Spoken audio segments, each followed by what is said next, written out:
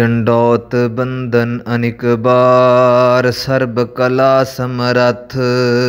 Dolan ते राखो प्रभु, नानक दे कर हथ।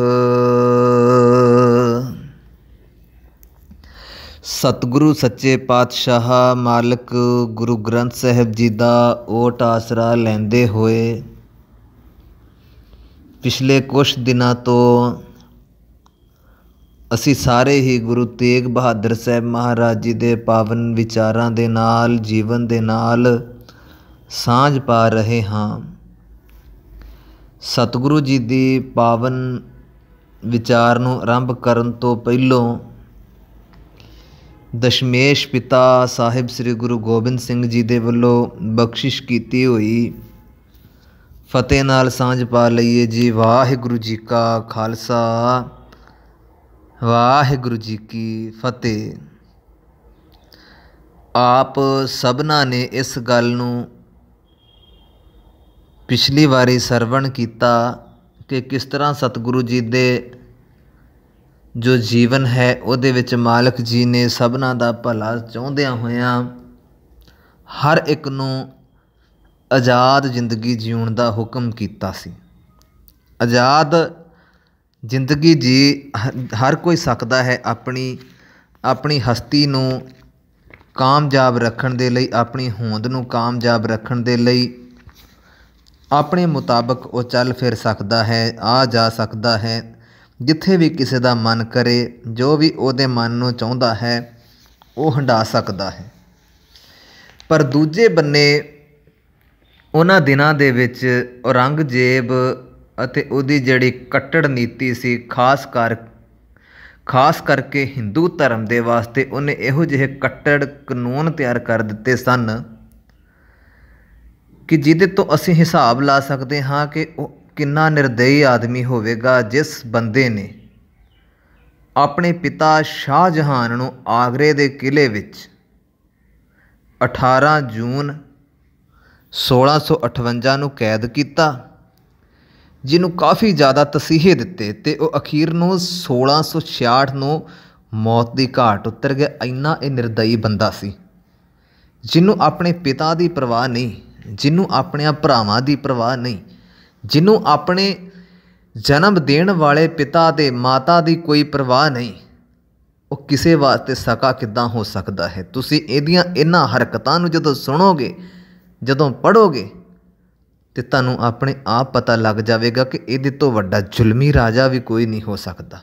किसी की धार्मिक आज़ादी नूं खो लेना तो गुरु नानक दे घर दा इह सिद्धांत है कि जिहड़ा कोई शरण दे विच आवेगा उन्होंने गलवकड़ी दे विच लैके उन्होंने प्यार किया जाएगा, उन्होंने आज़ाद जिंदगी किद्दां जीउणी है वो सिखा दिता जाएगा।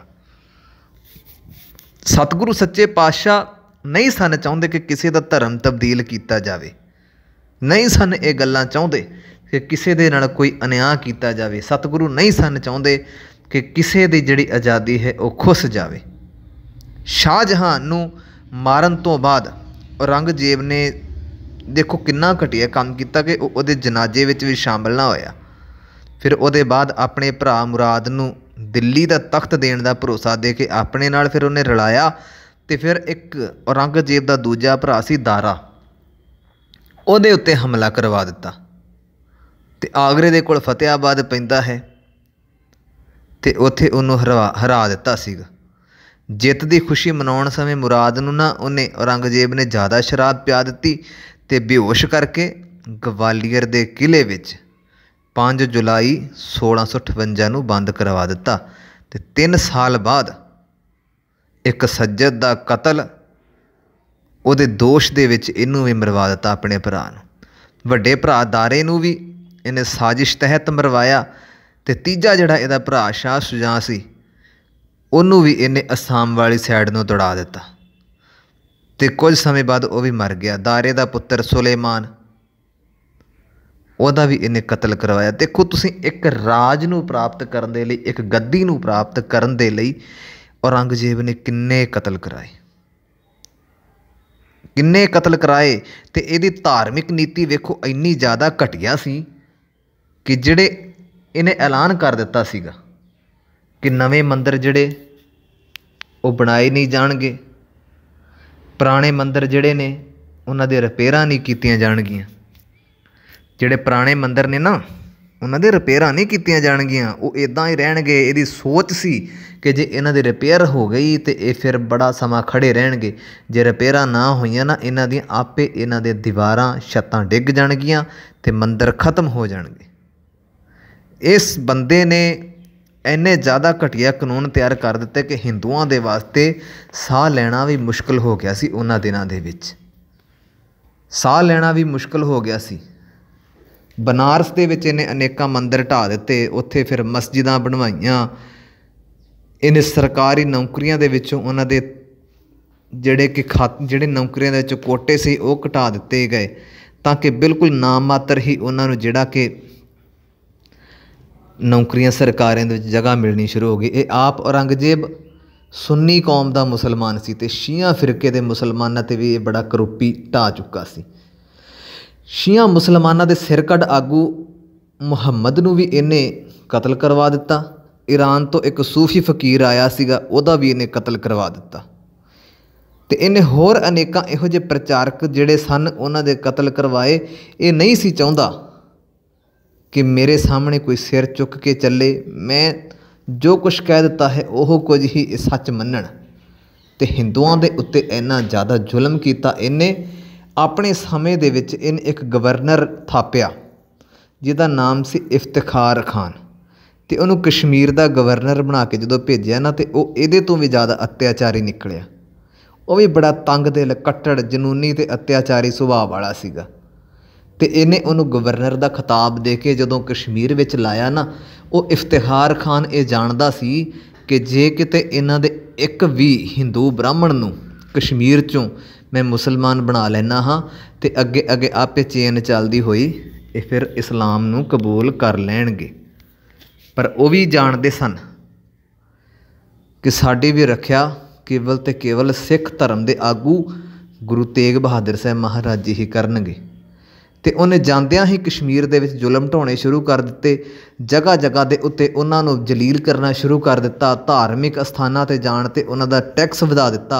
ਵਾਧੂ ਵਿਕਰੀ 'ਤੇ ਉਹਨਾਂ ਦਾ ਟੈਕਸ ਕਰ ਦਿੱਤਾ। ਧਾਰਮਿਕ ਯਾਤਰਾ ਉਹਨਾਂ ਨੇ ਤਕਰੀਬਨ ਬੰਦ ਵਰਗੀਆਂ ਕਰਵਾ ਦਿੱਤੀਆਂ। ਜੇ ਕੋਈ ਉਹ ਧਾਰਮਿਕ ਸਮਾਗਮ ਕਰਵਾਉਂਦੇ ਸਨ ਤਾਂ ਸਰਕਾਰੀ ਤੌਰ 'ਤੇ ਉਹਨਾਂ ਨੂੰ ਪਰਮਿਸ਼ਨ ਲੈਣੀ ਪੈਂਦੀ ਸੀ, ਅਤੇ ਪਰਮਿਸ਼ਨ ਲੈਣ ਦਾ ਇੰਨਾ ਜ਼ਿਆਦਾ ਟੈਕਸ ਵਧਾ ਦਿੱਤਾ ਗਿਆ ਕਿ ਜਾਂ ਤਾਂ ਉਹ ਸਮਾਗਮ ਕਰਵਾ ਸਕਦੇ ਸਨ ਅਤੇ ਜਾਂ ਫਿਰ ਗੌਰਮੈਂਟ ਨੂੰ ਟੈਕਸ ਭਰ ਸਕਦੇ ਸਨ, ਕਿਉਂਕਿ ਉਹ ਜਾਣਦਾ ਸੀ ਇਹਨਾਂ ਦੇ ਧਾਰਮਿਕ ਸਮਾਗਮ ਜਿਹੜੇ ਖਤਮ ਕਰੋ, ਇਹਨਾਂ ਦਾ ਪ੍ਰਚਾਰ ਖਤਮ ਹੋਵੇਗਾ ਅਤੇ ਇਹਨਾਂ ਦਾ ਧਰਮ ਆਪਣੇ ਆਪ ਖਤਮ ਹੋ ਜਾਵੇਗਾ। ਨੌਕਰੀਆਂ ਬਿਲਕੁਲ ਉਹਨਾਂ ਦੀਆਂ ਸਰਕਾਰੀ ਘਟਾ ਦਿੱਤੀਆਂ ਗਈਆਂ। ਨਵੇਂ ਮੰਦਰ, ਸ਼ਿਵਾਲੇ ਸਭ ਕੁਛ ਬੰਦ ਕਰਵਾਉਣ ਤੀਕਰ ਇਹ ਤੁਲ ਗਿਆ ਸੀਗਾ। ਇੰਨਾ ਜ਼ਿਆਦਾ ਇਫਤਿਖਾਰ ਖਾਨ ਜਿੱਦਾਂ ਕਹਿ ਲਓ ਕਿ ਜ਼ਾਲਮ ਬੰਦਾ ਸੀ। ਅਤੇ ਧਾਰਮਿਕ ਆਗੂਆਂ ਨੂੰ ਉਹਨੇ ਬੇਪਤ ਕਰਨਾ ਸ਼ੁਰੂ ਕਰ ਦਿੱਤਾ। ਜਿੱਥੇ ਜੀਅ ਕਰਨਾ ਇਹਨਾਂ ਦੇ ਜਨੇਊ ਤੋੜ ਦੇਣੇ, ਜਿੱਥੇ ਜੀਅ ਕਰਨਾ ਟਿੱਕੇ ਸਾਫ਼ ਕਰ ਦੇਣੇ, ਧੀਆਂ ਭੈਣਾਂ ਦੀਆਂ ਇੱਜ਼ਤਾਂ ਨੂੰ ਹੱਥ ਪਾਉਣਾ ਸ਼ੁਰੂ ਕਰ ਦਿੱਤਾ। ਬਹੁਤ ਕੁਛ ਕੀਤਾ ਇਹਨੇ, ਇਸ ਬੰਦੇ ਨੇ ਇਹਨਾਂ ਨੂੰ ਤੰਗ ਕਰਨ ਦੇ ਲਈ।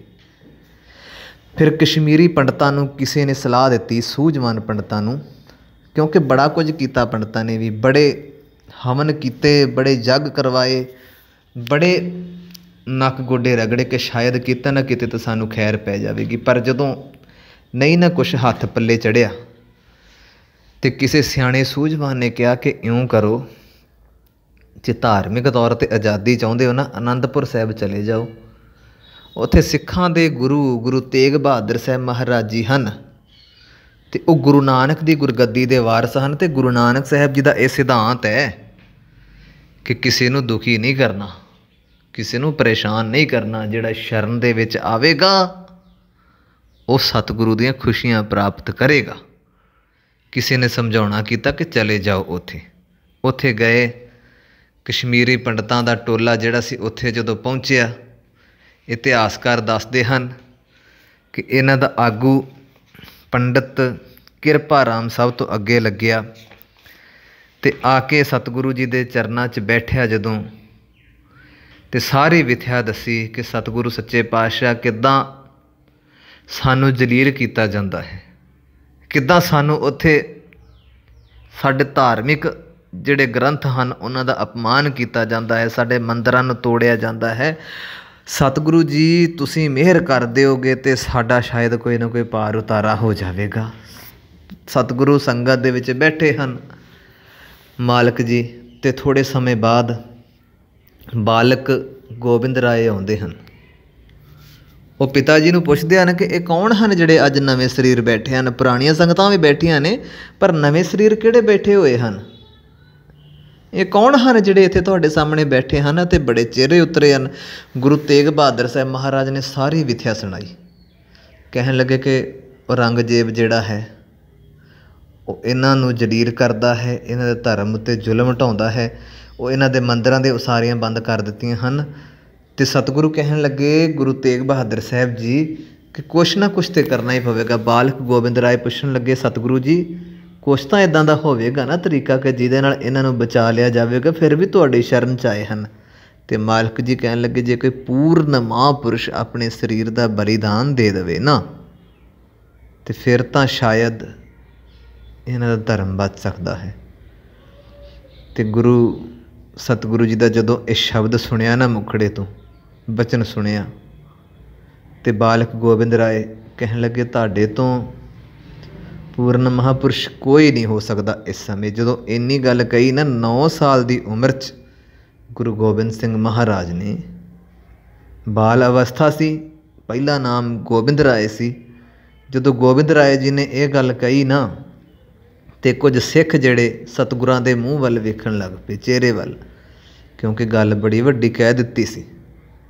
ਇੱਕ ਪਿਤਾ ਦਾ ਸਾਇਆ ਚਲੇ ਜਾਣਾ ਇਸ ਉਮਰੇ ਬਾਲ ਅਵਸਥਾ 'ਚ, ਅਤੇ ਦੂਜੀ ਗੁਰੂ ਨਾਨਕ ਦੇ ਘਰ ਦੀ ਜ਼ਿੰਮੇਵਾਰੀ ਜਿਹੜੀ ਹੈ ਉਹ ਸਿਰ 'ਤੇ ਆ ਜਾਣੀ ਸੀ। ਜਦੋਂ ਇਹ ਬਚਨ ਸਤਿਗੁਰੂ ਜੀ ਨੇ ਸੁਣਿਆ ਨਾ, ਗੁਰੂ ਤੇਗ ਬਹਾਦਰ ਜੀ ਨੇ ਘੁੱਟ ਕੇ ਗਲਵੱਕੜੀ 'ਚ ਲੈ ਲਿਆ, ਸੀਨੇ ਦੇ ਨਾਲ ਲਾ ਲਿਆ।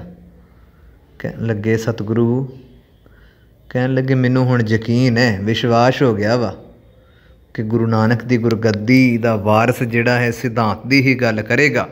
ਮੇਰੇ ਜਾਣ ਦੇ ਬਾਅਦ ਉਹ ਝੁਕੇਗਾ ਨਹੀਂ ਜ਼ੁਲਮਾਂ ਦੇ ਅੱਗੇ,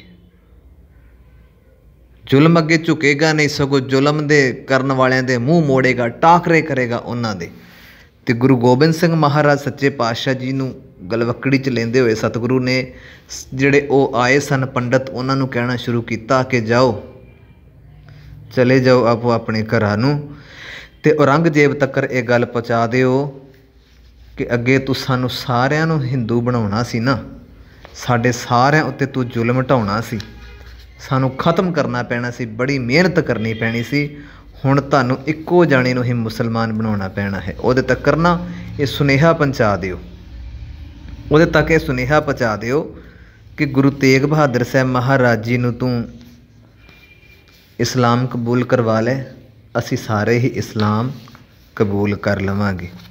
ਸਤਿਗੁਰੂ ਸੱਚੇ ਪਾਤਸ਼ਾਹ ਜੀ ਦਾ ਇਹ ਜਿਹੜਾ ਸੁਨੇਹਾ ਸੀ ਔਰੰਗਜ਼ੇਬ ਤੱਕ ਪਹੁੰਚਾਇਆ ਗਿਆ, ਅਤੇ ਔਰੰਗਜ਼ੇਬ ਵੀ ਬੜਾ ਖੁਸ਼ ਹੋਇਆ।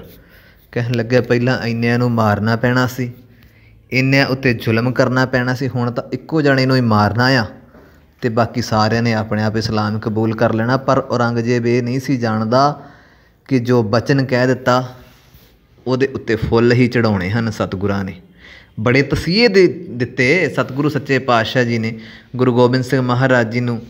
ਫਿਰ ਉਸ ਤੋਂ ਬਾਅਦ ਗੁਰਗੱਦੀ ਦਿੱਤੀ, ਅਤੇ ਆਪ ਗੁਰੂ ਕੀਆਂ ਸੰਗਤਾਂ ਤੋਂ ਆਗਿਆ ਲੈਂਦੇ ਹੋਏ ਅਤੇ ਨਾਲ ਆਪਣੇ 3 ਗੁਰੂ ਦੇ ਸਿੱਖ ਲਏ ਅਤੇ ਦਿੱਲੀ ਵੱਲ ਨੂੰ ਚੱਲ ਪਏ। ਸਤਿਗੁਰੂ ਸੱਚੇ ਪਾਤਸ਼ਾਹ ਅਨੰਦਪੁਰ ਸਾਹਿਬ ਤੋਂ ਚੱਲੇ, ਫਿਰ ਕੀਰਤਪੁਰ ਸਾਹਿਬ, ਫਿਰ ਰੋਪੜ, ਨਨਹੇੜਾ, ਸੇਖਾਬਾਦ ਹੁੰਦੇ ਹੋਏ ਫਿਰ ਅੱਗੇ ਮਾਲਕ ਜੀ ਸਮਾਣਾ, ਕੈਥਲ, ਲਖਣ ਮਾਜਰਾ ਅਤੇ ਰੋਹਤਕ ਹੁੰਦਿਆਂ ਹੋਇਆਂ ਸਾਹਿਬ ਸੱਚੇ ਪਾਤਸ਼ਾਹ ਆਗਰੇ ਪਹੁੰਚਦੇ ਹਨ। ਅਤੇ ਆਗਰੇ ਪਹੁੰਚ ਕੇ ਸਤਿਗੁਰੂ ਜੀ ਨੇ ਆਪਣੀ ਗ੍ਰਿਫਤਾਰੀ ਬੜੇ ਤਰੀਕੇ ਦੇ ਨਾਲ ਕਰਵਾਈ। ਇੱਕ ਨਾ ਉੱਥੇ ਹਸਨ ਅਲੀ ਕਰਕੇ ਨਾ ਆਜੜੀ ਸੀਗਾ, ਅਤੇ ਉਹ ਚਾਹੁੰਦਾ ਸੀਗਾ ਕਿ ਕਿਉਂਕਿ ਸਤਿਗੁਰਾਂ ਦੇ ਨਾ ਜਦੋਂ ਇਹ ਬਚਨ ਕੀਤਾ ਸੀ ਕਿ ਔਰੰਗਜ਼ੇਬ ਨੂੰ ਕਹਿ ਦਿਓ, ਢੰਡੋਰਾ ਪਿਟਵਾਇਆ ਗਿਆ ਔਰੰਗਜ਼ੇਬ ਨੇ ਕਿ ਜਿੱਥੇ ਕਿਤੇ ਵੀ ਹੁਣ ਇਹਨਾਂ ਨੂੰ ਗ੍ਰਿਫਤਾਰ ਕਰਵਾਇਆ ਜਾਵੇ ਅਤੇ ਇਨਾਮ ਦਿੱਤਾ ਜਾਵੇਗਾ। ਜਿਹੜਾ ਹਸਨ ਅਲੀ ਸੀ ਨਾ, ਉਹ ਜਾਣਦਾ ਸੀਗਾ ਕਿ ਸਤਿਗੁਰੂ ਸੱਚੇ ਪਾਤਸ਼ਾਹ ਨੇ ਸ਼ਹੀਦੀ ਤਾਂ ਦੇਣੀ ਹੀ ਦੇਣੀ ਹੈ, ਗ੍ਰਿਫਤਾਰ ਹੋਣਾ ਤਾਂ ਹੋਣਾ ਹੀ ਹੈ, ਪਰ ਜੇ ਕਿਤੇ ਮੇਰੇ ਗਰੀਬ ਦੇ ਰਾਹੀਂ ਗ੍ਰਿਫਤਾਰ ਹੋ ਜਾਣ ਨਾ, ਨਾਲੇ ਤਾਂ ਮੇਰੀ ਗਰੀਬੀ ਕੱਟੀ ਜਾਵੇਗੀ, ਅਤੇ ਨਾਲੇ ਭਾਵ ਕਿ ਸਤਿਗੁਰੂ ਸੱਚੇ ਪਾਤਸ਼ਾਹ ਜੀ ਗ੍ਰਿਫਤਾਰ ਹੋ ਜਾਣਗੇ, ਅਤੇ ਮੈਨੂੰ ਇਨਾਮ ਵੀ ਪ੍ਰਾਪਤ ਸਰਕਾਰ ਦੇ ਵੱਲੋਂ ਹੋ ਜਾਵੇਗਾ। ਤੇ ਸਤਿਗੁਰੂ ਹਸਨ ਅਲੀ ਦੀ ਅਰਜ਼ੋਈ ਨੂੰ ਸਵੀਕਾਰ ਕਰਦਿਆਂ ਇਹੋ ਜਿਹੀ ਵਿਉਂਤ ਬਣਾਈ ਕਿ ਉਹ ਨਾ ਆਜੜੀ ਜਿਹੜਾ ਸੀਗਾ ਉੱਥੇ ਲਾਗੇ ਇੱਕ ਬਾਗ ਦੇ ਵਿੱਚ ਸਾਹਿਬ ਜੀ ਬੈਠੇ ਹਨ ਅਤੇ ਆਜੜੀ ਜਿਹੜਾ ਸੀ ਉੱਥੇ ਲਾਗੇ ਹੀ ਨਾ ਆਪਣੀਆਂ ਭੇਡਾਂ ਬੱਕਰੀਆਂ ਚਰਾ ਰਿਹਾ ਸੀ ਅਤੇ ਨਾਲ ਉਹਦਾ ਪੋਤਰਾ ਸੀਗਾ ਅਤੇ ਉਹਨੂੰ ਬੁਲਾਇਆ ਬੱਚੇ ਨੂੰ, ਕਹਿਣ ਲੱਗੇ ਕਿ ਬੇਟੇ ਆਨੇ ਮੇਰੀ ਅੰਗੂਠੀ ਲੈ ਜਾ ਅਤੇ ਨਾਲੇ ਮੇਰਾ ਇਹ ਦੁਸ਼ਾਲਾ ਲੈ ਜਾ ਕੇ ਨਾ ਇਹ ਵੇਚ ਆਓ ਬਾਜ਼ਾਰ ਦੇ ਵਿੱਚ, ਅਤੇ ਜਿਹੜਾ ਪੈਸਾ ਧੇਲਾ ਹੋਵੇਗਾ ਉਹ ਵੀ ਲੈ ਆਇਓ, ਅਤੇ ਨਾਲੇ ਦੁਸ਼ਾਲੇ ਦੇ ਵਿੱਚ ਨਾ 2-3 ਰੁਪਏ ਦੀ ਮਠਿਆਈ ਪਵਾ ਲਿਆਇਓ। ਅਤੇ ਜਦੋਂ ਉਹ ਮੁੰਦਰੀ ਲੈ ਕੇ ਸ਼ਹਿਰ ਜਾਂਦੇ ਹਨ ਅਤੇ ਉੱਥੇ ਜਾ ਕੇ ਜਦੋਂ ਸੌਦਾ ਕਰਦੇ ਹਨ ਅਤੇ ਪੁਲਿਸ ਵੇਖ ਲੈਂਦੀ ਹੈ ਉਹਨਾਂ ਨੂੰ, ਕਹਿੰਦੀ ਕਿ ਹੈ ਤਾਂ ਗਰੀਬ ਜੇ ਹਨ, ਲੀੜੇ ਕੱਪੜੇ ਪਾਟੇ ਪੁਰਾਣੇ, ਪਰ ਸੋਨੇ ਦੀ ਮੁੰਦਰੀ ਅਤੇ ਇੰਨਾ ਮਹਿੰਗਾ ਦੁਸ਼ਾਲਾ ਇਹ ਕਿੱਦਾਂ, ਇਹ ਕਿੱਥੋਂ ਹੈ। ਜਦੋਂ ਪੁੱਛਦੇ ਹਨ ਅਤੇ ਉਹ ਕਹਿਣ ਲੱਗਾ ਕਿ ਜੀ ਮੈਨੂੰ ਮੇਰੇ ਜਿਹੜੇ ਦਾਦਾ ਜੀ ਹਨ ਉਹਨਾਂ ਨੇ ਫੜਾਇਆ ਹੈ ਇਹ ਮੁੰਦਰੀ ਅਤੇ ਦੁਸ਼ਾਲਾ। ਕਹਿਣ ਲੱਗੇ ਕਿੱਥੇ ਹੈ ਤੇਰਾ ਦਾਦਾ? ਕਹਿਣ ਲੱਗੇ ਜੀ ਉੱਥੇ ਬੱਕਰੀਆਂ ਚਰਾ ਰਹੇ ਹਨ। ਕਹਿਣ ਲੱਗੇ ਚੱਲ ਸਾਨੂੰ ਮਿਲਵਾ। ਅਤੇ ਜਦੋਂ ਮਿਲਵਾਉਂਦਾ ਹੈ ਉਹ ਸਾਰੀ ਗੱਲ ਦੱਸਦਾ ਹੈ ਕਿ ਜੀ ਇੱਥੇ ਲਾਗੇ ਗੁਰੂ ਤੇਗ ਬਹਾਦਰ ਸਾਹਿਬ ਬੈਠੇ ਹੋਏ ਨੇ ਅਤੇ ਉਹਨਾਂ ਨੇ ਇਹ ਦੁਸ਼ਾਲਾ ਅਤੇ ਇਹ ਮੁੰਦਰੀ ਦਿੱਤੀ, ਇਹ ਸਾਡੇ ਕੋਲ ਤਾਂ ਨਹੀਂ ਸੀ। ਉਹਨਾਂ ਨੇ ਕਿਹਾ ਕਿ ਇਹ ਜਾ ਕੇ ਬਾਜ਼ਾਰੋਂ ਵੇਚ ਆਓ ਅਤੇ ਜਾ ਕੇ ਕੁਛ ਖਾਣ ਪੀਣ ਵਾਸਤੇ ਲੈ ਆਓ, ਅਤੇ ਤੁਸੀਂ ਜਾ ਕੇ ਉਹਨਾਂ ਨੂੰ ਗ੍ਰਿਫਤਾਰ ਕਰਨਾ ਅਤੇ ਗ੍ਰਿਫਤਾਰ ਕਰ ਲਵੋ, ਪਰ ਅਸੀਂ ਉਹਨਾਂ ਦੇ ਨਾਲ ਨਹੀਂ ਸਾਂ, ਅਸੀਂ ਤਾਂ ਇੱਥੇ ਭੇਡਾਂ ਚਰਾ ਰਹੇ ਸਾਂ ਅਤੇ ਇਸ ਕਰਕੇ ਉਹਨਾਂ ਨੇ ਸਾਨੂੰ ਇਹ ਦੇ ਦਿੱਤਾ ਕੋਲ ਲੰਘਦਿਆਂ ਨੂੰ। ਅਤੇ ਸਤਿਗੁਰੂ ਸੱਚੇ ਪਾਤਸ਼ਾਹ ਜੀ ਨੇ ਇੱਕ ਇਹੋ ਜਿਹਾ ਕੌਤਕ ਰਚਿਆ ਕਿ ਜਿਹਦੇ ਨਾਲ ਉਸ ਗਰੀਬ ਹਸਨ ਅਲੀ ਦੀ ਗਰੀਬੀ ਵੀ ਕੱਟੀ ਗਈ, ਇਨਾਮ ਦੀ ਸਰਕਾਰ ਵੱਲੋਂ ਪ੍ਰਾਪਤ ਹੋਇਆ, ਅਤੇ ਨਾਲੇ ਸਤਿਗੁਰੂ ਸੱਚੇ ਪਾਤਸ਼ਾਹ ਜੀ ਗ੍ਰਿਫਤਾਰ ਵੀ ਹੋ ਗਏ। ਜਦੋਂ ਸਤਿਗੁਰੂ ਸੱਚੇ ਪਾਤਸ਼ਾਹ ਗ੍ਰਿਫਤਾਰ ਹੋਏ ਨਾ ਅਤੇ ਨਾਲ ਉਹਨਾਂ ਦੇ 3 ਸਿੱਖ ਸਨ। ਪਹਿਲੋਂ ਸਤਿਗੁਰੂ ਸੱਚੇ ਪਾਤਸ਼ਾਹ ਜੀ ਨੂੰ ਪਿਆਰ ਦੇ ਨਾਲ ਮਨਾਇਆ ਗਿਆ, ਪਿਆਰ ਦੇ ਨਾਲ ਸਾਰੀ ਗੱਲਬਾਤ ਕੀਤੀ ਗਈ, ਸਾਰਾ ਕੁਛ ਕਿਹਾ ਗਿਆ ਕਿ ਤੁਸੀਂ ਸਾਡੀ ਗੱਲ ਨੂੰ ਸਵੀਕਾਰ ਕਰ ਲਵੋ, ਸਾਡੀ ਗੱਲ ਨੂੰ ਮੰਨ ਲਵੋ, ਸਾਨੂੰ ਤੁਸੀਂ ਗੁਰੂ ਪੀਰ ਹੋ, ਅਸੀਂ ਨਹੀਂ ਚਾਹੁੰਦੇ ਕਿ ਤੁਹਾਡੇ ਉੱਤੇ ਅਸੀਂ ਕੋਈ ਕਿਸੇ ਤਰ੍ਹਾਂ ਦਾ ਕੋਈ ਕਹਿਰ ਕਰੀਏ, ਕੋਈ ਤੁਹਾਨੂੰ ਕਸ਼ਟ ਦਿੱਤਾ ਜਾਵੇ, ਤੁਹਾਡੀ ਆਤਮਾ ਉੱਚੀ ਹੈ, ਸਾਨੂੰ ਨਾ ਤੁਸੀਂ ਕਿਰਪਾ ਕਰਕੇ ਕੋਈ ਕਰਾਮਾਤ ਕਰਕੇ ਵਿਖਾ ਦਿਓ ਤਾਂ ਕਿ ਜੋ ਅਸੀਂ ਤੁਹਾਨੂੰ ਛੱਡ ਦੇਵਾਂਗੇ। ਸਾਹਿਬ ਕਹਿੰਦੇ ਕਿ ਕਰਾਮਾਤ ਇੱਕ ਕਹਿਰ ਹੈ, ਹਉਮੈ ਦਾ ਪ੍ਰਗਟਾਵਾ ਹੈ, ਮੈਂ ਇਹ ਕੁਛ ਨਹੀਂ ਕਰੂੰਗਾ, ਸਾਡੇ ਵਾਸਤੇ ਪ੍ਰਭੂ ਭਗਤੀ ਹੀ ਸਭ ਕੁਛ ਹੈ, ਅਸੀਂ ਕਰਾਮਾਤ ਨਹੀਂ ਕਰਾਂਗੇ। ਅਤੇ ਜਿਹੜਾ ਕਾਜੀ ਅਬਦੁਲ ਵਹਾਬ ਸੀ ਨਾ, ਉਹ ਸੂਬੇਦਾਰ ਨੂੰ ਭੜਕਾਉਣ ਦੇ ਲਈ ਕਹਿੰਦਾ ਕਿ ਸਤਿਗੁਰੂ ਨੇ ਨਾ ਬੜੇ ਗੁਸਤਾਖੀ ਭਰੇ ਬੋਲ ਬੋਲੇ ਹਨ, ਬਰਦਾਸ਼ਤ ਤੋਂ ਵੀ ਬਾਹਰ ਹਨ, ਇਹ ਤਾਂ ਪ੍ਰਸਿੱਧ ਗੈਰ ਮੁਸਲਿਮ ਪੀਰ ਹਨ ਅਤੇ ਇਸਲਾਮ ਦੇ ਪ੍ਰਚਾਰ ਵਿੱਚ ਇੱਕ ਬੜੀ ਵੱਡੀ ਰੁਕਾਵਟ ਬਣ ਸਕਦੇ ਹਨ। ਭੜਕਾਇਆ ਨਾ ਜਾ ਕੇ, ਜਦੋਂ ਕਹਿਣ ਲੱਗੇ ਕਿ ਕਸ਼ਮੀਰੀ ਪੰਡਤਾਂ ਦੀ ਵਕਾਲਤ ਕਰਨ ਦੇ ਨੇ, ਉਹਨਾਂ ਧਰਮ ਦੇ ਰਖਵਾਲੇ ਬਣ ਕੇ ਆਏ ਆ, ਇਹਨਾਂ ਨਾਲ ਨਰਮੀ ਨਾਲ ਪੇਸ਼ ਨਹੀਂ ਆਉਣਾ ਚਾਹੀਦਾ। ਕਾਜੀ ਦੀ ਇਹ ਗੱਲ ਸੁਣ ਕੇ ਨਾ ਸੂਬੇਦਾਰ ਸਾਫੀ ਖਾਨ ਜਿਹੜਾ ਸ਼ਾਂਤ ਰਿਹਾ, ਅਤੇ ਉਹਨੇ ਕਿਹਾ ਕਿ ਚਲੋ ਕੋਈ ਨਹੀਂ, ਸ਼ਾਹੀ ਤਜਵੀਜ਼ ਆਪਾਂ ਦੇ ਕੇ ਵੇਖ ਲੈਂਦੇ ਹਾਂ, ਜੇ ਮੰਨ ਗਏ ਠੀਕ ਆ। ਅਗਲੇ ਦਿਨ 5 ਨਵੰਬਰ ਨੂੰ ਗੁਰੂ ਜੀ ਨੂੰ ਕਿਹਾ ਕਿ ਜਾਂ ਤਾਂ ਕਰਾਮਾਤ ਵਿਖਾਉਣੀ ਪੈਣੀ ਹੈ, ਜੇ ਨਹੀਂ ਤਾਂ ਇਸਲਾਮ ਜਿਹੜਾ ਹੈ ਉਹਨੂੰ ਪ੍ਰਵਾਨ ਕਰ ਲਵੋ। ਸਤਿਗੁਰਾਂ ਨੇ ਉਹਨਾਂ ਦੀਆਂ ਦੋਨੋਂ ਹੀ ਤਜਵੀਜ਼ਾਂ ਨੂੰ ਠੁਕਰਾ ਦਿੱਤਾ। ਕਹਿਣ ਲੱਗੇ ਨਹੀਂ, ਮੈਂ ਬਿਲਕੁਲ ਵੀ ਇਹ ਗੱਲ ਤੁਹਾਡੀ ਸਵੀਕਾਰ ਨਹੀਂ ਕਰਾਂਗਾ, ਇਸਲਾਮ ਜਿਹੜਾ ਹੈ ਮੈਂ ਕਬੂਲ ਨਹੀਂ ਕਰਾਂਗਾ, ਅਤੇ ਕਰਾਮਾਤ ਜਿਹੜੀ ਹੈ ਉਹ ਮੈਂ ਵਿਖਾਵਾਂਗਾ ਨਹੀਂ, ਕਿਉਂਕਿ ਕਰਾਮਾਤ ਕਹਿਰ ਹੈ ਅਤੇ ਕਹਿਰ ਨਹੀਂ ਮੈਂ ਕਰਾਂਗਾ। ਅਤੇ ਉਹ ਕਹਿਣ ਲੱਗਾ ਕਿ ਠੀਕ ਹੈ, ਜੇ ਤੁਸੀਂ ਸਾਡੀ ਗੱਲ ਨਹੀਂ ਮੰਨਦੇ ਤੁਹਾਨੂੰ ਮੌਤ ਦੀ ਘਾਟ ਉਤਾਰ ਦਿੱਤਾ ਜਾਵੇਗਾ। ਕਿਉਂਕਿ ਕਾਜੀ ਨੇ ਜਿਹੜਾ ਕਿ ਆਪਣਾ ਸਾਰਾ ਸਿਸਟਮ ਸੀ ਨਾ, ਉਹ ਇਸੇ ਪ੍ਰਕਾਰ ਦਾ ਤਿਆਰ ਕੀਤਾ ਹੋਇਆ ਸੀ ਕਿ ਸਤਿਗੁਰਾਂ ਨੂੰ ਮੈਂ ਕਤਲ ਕਰਨਾ ਹੀ ਕਰਨਾ ਹੈ। ਗੁੱਸੇ ਦੇ ਵਿੱਚ ਬੋਲਿਆ ਕਿ ਕਹਿਣ ਲੱਗਿਆ ਕਿ ਤੁਹਾਨੂੰ ਨਹੀਂ ਪਤਾ, ਤੁਸੀਂ ਸਾਡਾ ਅਪਮਾਨ ਕਰਨ ਦਏ ਹੋ। ਗੁਰੂ ਜੀ ਨੂੰ ਫਿਰ ਕੋਤਵਾਲੀ ਭੇਜ ਦਿੱਤਾ। ਇਸ ਲਈ ਹਰ ਤਰ੍ਹਾਂ ਦੇ ਫੈਸਲੇ ਕਰਨ ਦੇ ਲਈ ਨਾ ਕਾਜੀ ਨੂੰ ਸੁਤੰਤਰ ਕਰ ਦਿੱਤਾ ਕਿ ਜੋ ਮਰਜ਼ੀ ਕਰ। ਇਤਿਹਾਸਕਾਰ ਲਿਖਦੇ ਹਨ ਕਿ ਉਹ ਅਗਲੇ ਦਿਨ 6 ਨਵੰਬਰ ਨੂੰ ਕੋਤਵਾਲੀ ਆਣ ਧਮਕਿਆ ਅਤੇ ਦਰੋਗੇ ਨੂੰ ਹੁਕਮ ਕੀਤਾ ਕਿ ਹਰ ਤਰ੍ਹਾਂ ਦਾ ਖੌਫਨਾਕ ਜਿਹੜਾ ਹੈ ਇਹਨਾਂ ਨੂੰ ਤਸੀਹਾ ਦਿੱਤਾ ਜਾਵੇ ਜਿੰਨਾ ਚਿਰ ਇਹ ਇਸਲਾਮ ਨੂੰ ਗ੍ਰਹਿਣ ਨਹੀਂ ਕਰਦੇ। ਅਤੇ ਦਰੋਗੇ ਨੇ ਵੀ ਬੜੀ ਸਖਤੀ ਦੇ ਨਾਲ ਹੁਕਮਾਂ ਦੀ ਪਾਲਣਾ ਕੀਤੀ। ਗੁਰੂ ਕੀਆਂ ਸਾਖੀਆਂ ਮੁਤਾਬਕ ਆਪਾਂ ਇਹ ਗੱਲ ਪੜ੍ਹਦੇ ਹਾਂ ਕਿ 3 ਦਿਨ ਲਗਾਤਾਰ ਸਤਿਗੁਰਾਂ ਦੇ ਉੱਤੇ ਕਹਿਰ ਢਾਇਆ ਗਿਆ। ਉਹਨਾਂ ਦੇ ਸਰੀਰ ਦੇ ਉੱਤੇ ਗਰਮ ਰੇਤਾ ਪਾਈ ਗਈ, ਸਤਿਗੁਰਾਂ ਨੂੰ ਆਰਾਮ ਕਰਨ ਦੇ ਲਈ ਇੱਕ ਇਹੋ ਜਿਹੇ ਪਿੰਜਰੇ ਦੇ ਵਿੱਚ ਪਾਇਆ ਗਿਆ ਕਿ ਜਿਹਦੇ ਵਿੱਚ ਨਾ ਤਾਂ ਮਾਲਕ ਸੱਚੇ ਪਾਤਸ਼ਾਹ ਸਿੱਧੇ ਖੜੇ ਹੋ ਸਕਦੇ ਸਨ, ਨਾ ਹੀ ਬੈਠ ਸਕਦੇ ਸਨ, ਨਾ ਹੀ ਲੰਮੇ ਪੈ ਸਕਦੇ ਸਨ। ਸਤਿਗੁਰਾਂ ਨੂੰ 3 ਦਿਨ ਇੰਨਾ ਕਹਿਰ ਢਾਇਆ ਕਿ ਬੇਆਰਾਮਾ ਕਰ ਦਿੱਤਾ ਗਿਆ ਸਰੀਰ ਨੂੰ। ਅਤੇ ਫਿਰ ਤੀਸਰੇ ਦਿਨ ਜਾ ਕੇ ਫਿਰ ਕਹਿਣਾ ਕੀਤਾ ਕਿ ਮੰਨ ਜਾਓ ਅਜੇ ਵੀ ਗੱਲ, ਛੱਡ ਦਿਓ ਆਪਣੀ ਜਿੱਦ, ਛੱਡ ਦਿਓ ਆਪਣੀ ਜਿੱਦ। ਇਹੋ ਹੀ ਕਹਿਣਾ ਕਿ ਮੈਨੂੰ ਇਸਲਾਮ ਪ੍ਰਵਾਨ ਹੈ ਅਤੇ ਮੈਂ ਮੁਸਲਮਾਨ ਬਣ ਜਾਂਦਾ ਹਾਂ। ਅਤੇ ਸਤਿਗੁਰੂ ਕਹਿਣ ਲੱਗੇ ਕਿ ਜਿਨ੍ਹਾਂ ਨੂੰ ਮੈਂ ਵਾਅਦਾ ਕੀਤਾ ਹੋਇਆ ਵਾ ਉਹਨਾਂ ਦਾ ਕੀ ਬਣੂਗਾ? ਜਿਨ੍ਹਾਂ ਨੂੰ ਮੈਂ ਕਹਿ ਕੇ ਆਇਆ ਕਿ ਆਪੋ ਆਪਣੇ ਘਰਾਂ ਨੂੰ ਵਾਪਸ ਚਲੇ ਜਾਓ। ਜਿਹੜੇ ਹਿੰਦੂ ਮੇਰੇ ਕੋਲ ਆਏ ਸਨ, ਹਿੰਦੂ ਆਗੂ ਮੇਰੇ ਕੋਲ ਪਹੁੰਚੇ ਸਨ, ਜਿਨ੍ਹਾਂ ਨੂੰ ਮੈਂ ਕਿਹਾ ਸੀ ਕਿ ਆਪੋ ਆਪਣੇ ਘਰਾਂ ਨੂੰ ਚਲੇ ਜਾਓ, ਤੁਹਾਡੇ ਧਰਮ ਨੂੰ ਕੋਈ ਖਤਰਾ ਨਹੀਂ ਹੈ ਮੇਰੇ ਹੁੰਦਿਆਂ, ਉਹਨਾਂ ਨੂੰ ਮੈਂ ਕੀ ਜਵਾਬ ਦੇਵਾਂਗਾ? ਗੁਰੂ ਨਾਨਕ ਦੇ ਘਰ ਦੇ ਵਿੱਚ ਮੈਂ ਦੋਸ਼ੀ ਪਾਇਆ ਜਾਵਾਂਗਾ, ਉੱਥੇ ਮੈਂ ਕੀ ਕਹਾਂਗਾ? ਜਦੋਂ ਇਹ ਬਚਨ ਸੁਣੇ ਨਾ ਸਤਿਗੁਰਾਂ ਦੇ ਮੂੰਹੋਂ ਕਾਜੀ ਨੇ, ਤੇ ਕਹਿਣ ਲੱਗਾ ਇੱਦਾਂ ਨਹੀਂ ਇਹਨਾਂ ਨੇ ਮੰਨਣਾ, ਕੁਛ ਨਾ ਕੁਛ ਤਾਂ ਕਰਨਾ ਹੀ ਪਵੇਗਾ। ਜਦੋਂ ਦੁਸ਼ਮਣ ਆਪਣੇ ਚਾਲਾਂ ਚੱਲਦਾ ਹੈ ਤਾਂ ਉਹ ਬੜੀਆਂ ਗਿਰੀਆਂ ਹੋਈਆਂ ਹਰਕਤਾਂ ਵੀ ਕਰਦਾ ਹੈ, ਉਹ ਬੜੀਆਂ ਡਿੱਗੀਆਂ ਹੋਈਆਂ ਨੀਵੀਆਂ ਹਰਕਤਾਂ ਕਰਦਾ ਹੈ ਕਿ ਜਿਹਦੇ ਨਾਲ ਉਹ ਸਮਝਦਾ ਹੈ ਕਿ ਮੈਂ ਜੋ ਕਹਿਰ ਕਰਾਂਗਾ ਸ਼ਾਇਦ ਸਤਿਗੁਰੂ ਸੱਚੇ ਪਾਤਸ਼ਾਹ ਜੀ ਉਸ ਗੱਲ ਨੂੰ ਸਮਝ ਲੈਣਗੇ ਜਾਂ ਉਹਦੇ ਉੱਤੋਂ ਸਾਹਮਣੇ ਵਾਲਾ ਡਰ ਜਾਵੇਗਾ। ਉਹਨੇ ਕਿਹਾ ਕਿ ਇਹਦੇ ਨਾਲ ਜਿਹੜੇ 3 ਨਾਲ ਆਏ ਹੋਏ ਸਿੱਖ ਨੇ, ਭਾਈ ਮਤੀ ਦਾਸ, ਭਾਈ ਸਤੀ ਦਾਸ ਅਤੇ ਭਾਈ ਦਿਆਲ ਦਾਸ ਜੀ, ਇਹਨਾਂ ਨੂੰ ਸ਼ਹੀਦ ਕੀਤਾ ਜਾਵੇ। ਇਹਨਾਂ ਨੂੰ ਸ਼ਹੀਦ ਕਰ ਦਿਓ, ਅਤੇ ਜੇ ਇਹਨਾਂ ਨੂੰ ਤੁਸੀਂ ਸ਼ਹੀਦ ਕਰ ਦਿਓਗੇ ਅਤੇ ਖੈਰ ਮੈਂ ਸਮਝਾਂਗਾ ਕਿ ਇਹ ਡਰ ਜਾਣਗੇ, ਘਬਰਾ ਜਾਣਗੇ ਅਤੇ ਸਾਡੀ ਗੱਲ ਨੂੰ ਕਬੂਲ ਕਰ ਲੈਣਗੇ। ਭਿਆਨਕ ਤੋਂ ਭਿਆਨਕ ਤਸੀਹੇ ਗੁਰੂ ਸਾਹਿਬ ਜੀ ਨੂੰ ਦਿਓ। ਜੇ ਇਹ ਨਹੀਂ ਮੰਨਦੇ ਤਾਂ ਫਿਰ ਇਹਨਾਂ ਦੇ ਸਾਹਮਣੇ ਇਹਨਾਂ ਨੂੰ ਸ਼ਹੀਦ ਕਰੋਗੇ ਅਤੇ ਵੇਖਿਓ ਤੁਸੀਂ ਆਪਣੇ ਆਪ ਇਹਨੇ ਸਾਡੀ ਗੱਲ ਮੰਨ ਲੈਣੀ। 11 ਨਵੰਬਰ 1675 ਵਾਲੇ ਦਿਨ ਗੁਰੂ ਜੀ ਨੂੰ ਕੋਤਵਾਲੀ ਤੋਂ ਬਾਹਰ ਲਿਆ ਕੇ ਨਾ ਇੱਕ ਰੁੱਖ ਦੇ ਹੇਠਾਂ ਬਿਠਾ ਦਿੱਤਾ ਗਿਆ, ਇਹ ਦਿਖਾਉਣ ਵਾਸਤੇ ਕਿ ਤੁਸੀਂ ਦੇਖ ਲਿਓ ਸਾਹਮਣੇ। ਅਤੇ ਗੁਰੂ ਦੇ ਸਿੱਖਾਂ ਨੇ ਵੀ ਇਹ ਸੋਚਿਆ ਸੀਗਾ ਕਿ ਸਾਡਾ ਮੁਖੜਾ ਜਿਹੜਾ ਆ ਨਾ, ਚਿਹਰਾ ਜਿਹੜਾ ਸਾਡਾ, ਉਹ ਸਾਡੇ ਗੁਰੂ ਦੇ ਵੱਲ ਹੋਵੇ। ਸਾਡੇ ਅਖੀਰਲੇ ਸਮੇਂ ਦੇ ਜਿਹੜੇ ਦਰਸ਼ਨ ਹਨ ਉਹ ਅਸੀਂ ਚਾਹੁੰਦੇ ਹਾਂ ਕਿ ਸਤਿਗੁਰੂ ਸਾਡੇ ਸਾਹਮਣੇ ਹੋਣ ਅਤੇ ਸਾਡੀ ਜਿੰਦ ਪ੍ਰਾਣ ਨਿਕਲ ਜਾਵੇ। ਅਤੇ ਫੁਹਾਰੇ ਵਾਲੇ ਅਸਥਾਨ ਦੇ ਕੋਲ ਭਾਈ ਮਤੀ ਦਾਸ ਜੀ ਨੂੰ ਲਿਆਂਦਾ ਗਿਆ। ਉਹਨਾਂ ਨੂੰ ਹੱਥ ਘੜੀਆਂ, ਬੇੜੀਆਂ ਅਤੇ ਸੰਗਲਾਂ ਦੇ ਨਾਲ ਬੰਨ੍ਹਿਆ ਹੋਇਆ ਸੀ। ਕਾਜੀ ਨੂੰ ਕਿਹਾ ਗਿਆ ਕਿ ਕਾਜੀ ਨੇ ਜਦੋਂ ਕਿਹਾ ਨਾ ਉਹਨਾਂ ਨੂੰ ਕਿ ਮੁਸਲਮਾਨ ਬਣ ਜਾਓ, ਨਹੀਂ ਤਾਂ ਜਲਾਦ ਦਾ ਆਰਾ ਤਿਆਰ ਜੇ, ਤੁਹਾਡੇ ਸਰੀਰ ਦੇ ਨਾ ਟੋਟੇ ਟੋਟੇ ਕਰ ਦੇਣੇ। ਭਾਈ ਸਾਹਿਬ ਕਹਿਣ ਲੱਗੇ ਧਰਮ ਤਿਆਗਣ ਦੀ ਥਾਂ 'ਤੇ ਨਾ ਮੈਂ ਸੂਰਮਿਆਂ ਦੇ ਵਾਂਗੂ ਸ਼ਹੀਦ ਹੋਣਾ ਪ੍ਰਵਾਨ ਕਰ ਲੂੰਗਾ, ਧਰਮ ਨਹੀਂ ਤਿਆਗੂੰਗਾ। ਅਤੇ ਜਲਾਦਾਂ ਨੇ ਗੁਰੂ ਤੇਗ ਬਹਾਦਰ ਸਾਹਿਬ ਮਹਾਰਾਜ ਜੀ ਦੇ ਸਾਹਮਣੇ ਭਾਈ ਸਾਹਿਬ ਜੀ ਦੇ ਸਰੀਰ ਨੂੰ ਦੋਨਾਂ ਫੱਟਿਆਂ ਦੇ ਵਿੱਚ ਮੋਟੇ ਮੋਟੇ ਫੱਟੇ ਲਏ ਅਤੇ ਉਹਨਾਂ ਦੇ ਵਿੱਚ ਲਪੇਟਿਆ ਅਤੇ ਮੂੰਹ ਜਿਹੜਾ ਸੀਗਾ ਸਤਿਗੁਰਾਂ ਦੇ ਵੱਲ ਕਰ ਦਿੱਤਾ ਤਾਂ ਕਿ ਪਤਾ ਲੱਗ ਸਕੇ ਮਾਲਕ ਜੀ ਨੂੰ ਕਿ ਤੁਹਾਡੇ ਸਿੱਖ ਨੂੰ ਕਿੱਦਾਂ ਅਸੀਂ ਸ਼ਹੀਦ ਕਰਨ ਲੱਗੇ ਹਾਂ, ਖਤਮ ਕਰਨ ਲੱਗੇ ਹਾਂ।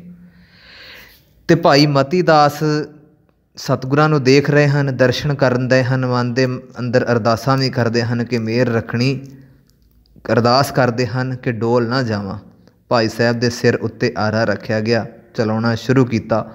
ਵੇਖਦਿਆਂ ਹੀ ਵੇਖਦਿਆਂ ਭਾਈ ਸਾਹਿਬ ਦੇ ਸਰੀਰ ਦੇ 2 ਫਾੜ ਹੋ ਗਏ ਅਤੇ ਖੂਨ ਦਾ ਫੁਹਾਰਾ ਚੱਲਣਾ ਸ਼ੁਰੂ ਹੋ ਗਿਆ। ਕਾਜ਼ੀਆਂ ਦੇ ਕੱਪੜੇ ਵੀ ਜਿਹੜੇ ਸਨ ਲਾਲ ਰੰਗ ਦੇ ਹੋ ਗਏ ਉੱਥੇ, ਅਤੇ ਭਾਈ ਸਾਹਿਬ ਦੀ ਆਤਮਾ ਪ੍ਰਭੂ ਦੇ ਵਿੱਚ ਜਾ ਸਮਾਈ। ਇੱਦਾਂ ਹੀ ਗੁਰੂ ਕੇ ਸਿੱਖ ਭਾਈ ਸਤੀ ਦਾਸ ਜੀ ਜਿਹੜੇ ਸਨ, ਉਹਨਾਂ ਨੂੰ ਵੀ ਸਾਹਮਣੇ ਹੀ ਫੁਹਾਰੇ ਦੇ ਕੋਲ, ਜਿੱਥੇ ਕਿ ਹਲਵਾਈ ਦੀ ਦੁਕਾਨ ਸੀ ਉਹਦੇ ਲਾਗੇ ਇੱਕ ਉਹਨਾਂ ਨੇ ਖੂਹ ਵੀ ਸੀਗਾ, ਉੱਥੋਂ ਪਾਣੀ ਲਿਆਂਦਾ ਅਤੇ ਉੱਥੇ ਇੱਕ ਦੇਗ ਰੱਖੀ ਸੀਗੀ, ਦੇਗ ਦੇ ਵਿੱਚ ਪਾਣੀ ਉਬਾਲਿਆ ਗਿਆ। ਭਾਈ ਸਾਹਿਬ ਨੂੰ ਕਹਿਣਾ ਕੀਤਾ ਕਿ ਤੁਹਾਡੇ ਸਾਥੀ ਨੂੰ ਤਾਂ ਖਤਮ ਕਰ ਦਿੱਤਾ ਆ, ਹੁਣ ਵਾਰੀ ਹੈ ਤੁਹਾਡੀ, ਇਸਲਾਮ ਨੂੰ ਕਬੂਲ ਕਰ ਲਵੋ, ਨਹੀਂ ਤਾਂ ਦੇਗ ਦੇ ਵਿੱਚ ਪਾਣੀ ਉਬਲਦਾ ਪਿਆ ਵਾ, ਉਹਦੇ ਵਿੱਚ ਤੁਹਾਨੂੰ ਸੁੱਟ ਕੇ ਨਾ ਆਲੂ ਵਾਂਗੂ ਉਬਾਲ ਦਿੱਤਾ ਜਾਊਗਾ। ਭਾਈ ਸਾਹਿਬ ਕਹਿਣ ਲੱਗੇ ਅਣਖ ਅਤੇ ਗੈਰਤ ਜਿਹੜੀ ਹੈ ਨਾ, ਇਹਨੂੰ ਨਾ ਵੰਗਾਰਿਆ ਕਰੋ। ਅਣਖ ਦੇ ਨਾਲ ਮੈਂ ਜਿਉਣਾ ਹੈ ਅਤੇ ਅਣਖ ਦੇ ਨਾਲ ਹੀ ਮਰਨਾ ਹੈ। ਜਦੋਂ ਇਹ ਗੱਲਾਂ ਸੁਣੀਆਂ ਨਾ, ਬੜੀਆਂ ਚੁਭੀਆਂ ਸੂਲਾਂ ਦੇ ਵਾਂਗੂ ਕਾਜੀ ਨੂੰ, ਜਦੋਂ ਚੁਭੀਆਂ ਨਾ ਉਹਨੂੰ ਇਹ ਗੱਲਾਂ ਸੂਲਾਂ ਦੇ ਵਾਂਗੂ, ਆਪਣੇ ਗੁੱਸੇ ਤੋਂ ਬਾਹਰ ਹੋ ਕੇ ਜਲਾਦਾਂ ਨੂੰ ਹੁਕਮ ਕਰ ਦਿੱਤਾ ਕਿ ਸੁੱਟੋ ਇਹਨੂੰ ਵੀ ਦੇਗ ਦੇ ਵਿੱਚ, ਉਬਾਲ ਦਿਓ। ਭਾਈ ਮਤੀ ਦਾਸ ਜੀ ਨੂੰ ਦੇਗ ਦੇ ਵਿੱਚ ਉਬਾਲ ਕੇ ਉਹਨਾਂ ਨੂੰ ਮੌਤ ਦੀ ਘਾਟ ਉਤਾਰ ਦਿੱਤਾ ਗਿਆ ਅਤੇ ਭਾਈ ਸਾਹਿਬ ਜੀ ਵੀ ਵੇਖਦਿਆਂ ਵੇਖਦਿਆਂ ਸ਼ਹੀਦ ਹੋ ਗਏ। ਜਦੋਂ 2 ਗੁਰਸਿੱਖਾਂ ਨੂੰ ਸ਼ਹੀਦ ਕੀਤਾ ਗਿਆ ਨਾ, ਫਿਰ ਸਤਿਗੁਰਾਂ ਦੇ ਕੋਲ ਗਏ, ਕਹਿਣ ਲੱਗੇ ਤੁਹਾਡੇ 2 ਸਿੱਖਾਂ ਨੂੰ ਸ਼ਹੀਦ ਕਰ ਦਿੱਤਾ ਆ, ਹੁਣ ਇੱਕ ਰਹਿ ਗਿਆ, ਇਹਦਾ ਵੀ ਕੰਮ ਨਿਬੇੜ ਦੇਣਾ ਆ ਅਸੀਂ, ਆਪਣੀ ਜਾਨ ਵੀ ਬਚਾ ਲਓ ਅਤੇ ਉਹਦੀ ਵੀ ਬਚਾ ਲਓ। ਕਹਿਣ ਲੱਗੇ ਸਤਿਗੁਰੂ ਕਿ ਮੇਰੀ ਇਹ ਗੱਲ ਸੁਣ ਲਵੋ, ਉਸ ਪਰਮਾਤਮਾ ਦੇ ਹੁਕਮ ਦੇ ਵਿੱਚ ਰਹਿ ਕੇ ਮੈਂ ਚੱਲਣਾ ਹੈ ਅਤੇ ਮਾਲਕ ਮਿਹਰ ਕਰੇ ਉਹਦੇ ਹੁਕਮ ਦੇ ਮੁਤਾਬਕ ਹੀ ਸ਼ਹੀਦੀ ਨੂੰ ਪ੍ਰਾਪਤ ਕਰਾਂਗਾ। ਦੁਬਾਰਾ ਬੇਇੱਜ਼ਤੀ ਮਹਿਸੂਸ ਕਰਦਿਆਂ ਹੋਇਆਂ ਭਾਈ ਸਤੀ ਦਾਸ ਜੀ ਨੂੰ ਰੂੰ ਦੇ ਵਿੱਚ ਲਪੇਟਿਆ, ਫਤਵਾ ਜਾਰੀ ਕੀਤਾ ਕਿ ਇਹਨਾਂ ਨੂੰ ਵੀ ਜਲਦ ਤੋਂ ਜਲਦ ਸਮਾਪਤ ਕੀਤਾ ਜਾਵੇ। 2 ਜਲਾਦਾਂ ਨੇ ਭਾਈ ਸਾਹਿਬ ਦੇ ਸਰੀਰ ਨੂੰ ਰੂੰ ਦੇ ਵਿੱਚ ਲਪੇਟਿਆ ਅਤੇ ਗੁਰੂ ਸਾਹਿਬ ਜੀ ਦੇ ਸਾਹਮਣੇ ਅੱਗ ਲਾ ਦਿੱਤੀ ਗਈ। ਵੇਖਦਿਆਂ ਹੀ ਵੇਖਦਿਆਂ ਨਾ ਜਿਹੜਾ ਕਿ ਗੁਰੂ ਦਾ ਸਿੱਖ ਸ਼ਹੀਦੀ ਪਾ ਗਿਆ, ਰੂੰ ਦੇ ਵਿੱਚ ਲਪੇਟਿਆ ਹੋਇਆ ਜਿਹੜਾ ਉਹਨਾਂ ਦਾ ਸਰੀਰ ਸੀ, ਜਦੋਂ ਸੜ ਗਿਆ ਅਤੇ ਹੱਡੀਆਂ ਦਾ ਢਾਂਚਾ ਬਣ ਕੇ ਇੱਕਦਮ ਥੱਲੇ ਖਿਲਰ ਜਾਂਦਾ ਹੈ। ਇਸ ਪ੍ਰਕਾਰ ਭਾਈ ਸਤੀ ਦਾਸ ਜੀ ਵੀ ਜਿਹੜੇ ਹਨ ਅਡਿੱਗ ਅਤੇ ਅਡੋਲ ਰਹਿ ਕੇ ਸ਼ਹੀਦੀ ਨੂੰ ਪ੍ਰਾਪਤ ਕਰਦੇ ਹਨ। ਇੱਥੇ ਗੁਰੂ ਕੇ ਸਿੱਖਾਂ ਨੂੰ ਜਦੋਂ ਸ਼ਹੀਦ ਕੀਤਾ ਗਿਆ ਅਤੇ ਸਤਿਗੁਰੂ ਸੱਚੇ ਪਾਤਸ਼ਾਹ ਜੀ ਦੇ ਹੌਸਲੇ ਹੋਰ ਵੀ ਬੁਲੰਦ ਹੋਏ। ਮਾਲਕ ਜੀ ਨੂੰ ਝੁੰਝਲਾ ਨਹੀਂ ਸਕੇ, ਸਤਿਗੁਰੂ ਨੂੰ ਝੁਕਾ ਥੋੜ੍ਹੀ ਸਕੇ ਸਨ। ਅਤੇ ਕਾਜੀ ਨੇ ਜਦੋਂ ਪੁੱਛਿਆ ਨਾ, ਹਾਂਜੀ ਦੱਸੋ, ਅਤੇ ਸਪਸ਼ਟ ਫਿਰ ਕੀਤਾ ਸਤਿਗੁਰਾਂ ਨੇ ਕਿ ਤੁਸੀਂ ਆਪਣਾ ਅਤਿਆਚਾਰ ਜਿਹੜਾ ਹੈ ਉਹਨੂੰ ਜਾਰੀ ਰੱਖੋ ਅਤੇ ਮੈਂ ਆਪਣਾ ਜਿਹੜਾ ਹੈ ਵਾਹਿਗੁਰੂ ਪਰਮਾਤਮਾ ਦਾ ਸਿਮਰਨ ਉਹਦੇ ਤੋਂ ਦੂਰ ਨਹੀਂ ਜਾਵਾਂਗਾ, ਤੁਸੀਂ ਆਪਣਾ ਅਤਿਆਚਾਰ ਜਾਰੀ ਰੱਖੋ। 3 ਸਿੱਖ ਤਾਂ ਸ਼ਹੀਦ ਹੋ ਗਏ ਹਨ, ਚੌਥੇ ਦੀ ਹੁਣ ਮੇਰੀ ਵਾਰੀ ਹੈ ਅਤੇ ਮੈਨੂੰ ਵੀ ਜਲਦੀ ਤੋਂ ਜਲਦੀ ਸ਼ਹੀਦ ਕਰੋ ਤਾਂ ਕਿ ਜੋ ਇਹਨਾਂ ਦਾ ਜਿਹੜਾ ਧਰਮ ਹੈ ਉਹ ਬਚਾਇਆ ਜਾ ਸਕੇ। ਉਹ ਕਾਜੀ ਜਿਹੜਾ ਸੀ ਨਾ ਹੋਰ ਤਹਿਸ ਦੇ ਵਿੱਚ ਆ ਗਿਆ, ਕਹਿਣ ਲੱਗਾ ਕਿ ਮੇਰੀ ਤਾਂ ਪਹਿਲਾਂ ਹੀ ਨਹੀਂ ਇਹਨਾਂ ਨੇ ਮੰਨੀ ਅਤੇ ਹੁਣ ਵੀ ਮੈਨੂੰ ਹੀ ਮਖੌਲਾਂ ਕਰਦੇ ਹਨ, ਮੈਨੂੰ ਹੀ ਟਿੱਚਰਾਂ ਕਰਦੇ ਹਨ। ਕਾਜੀ ਨੇ ਨਾ ਫਤਵਾ ਜਾਰੀ ਕਰਵਾਇਆ, ਫਟਾਫਟ ਕਹਿਣ ਲੱਗਾ ਕਿ ਫਤਵਾ ਜਾਰੀ ਕਰੋ, ਇਹ ਨਹੀਂ ਗੱਲ ਬਣਨੀ ਹੈਗੀ, ਫਟਾਫਟ ਫਤਵਾ ਜਾਰੀ ਕਰੋ ਅਤੇ ਇਹਦਾ ਜਿਹੜਾ ਸੀਸ ਹੈ ਉਹ ਧੜ ਤੋਂ ਅਲੱਗ ਕਰ ਦਿਓ। ਜਦੋਂ ਇਹਦਾ ਸੀਸ ਧੜ ਤੋਂ ਅਲੱਗ ਕਰਨ ਦੀ ਗੱਲ ਕਰਾਂਗੇ, ਸ਼ਾਇਦ ਉਹਦੇ ਮਨ 'ਚ ਖਿਆਲ ਸੀ ਕਿ ਡਰ ਦੇ ਮਾਰੇ ਇਹ ਮੇਰੀ ਗੱਲ ਸਵੀਕਾਰ ਕਰ ਲੈਣਗੇ।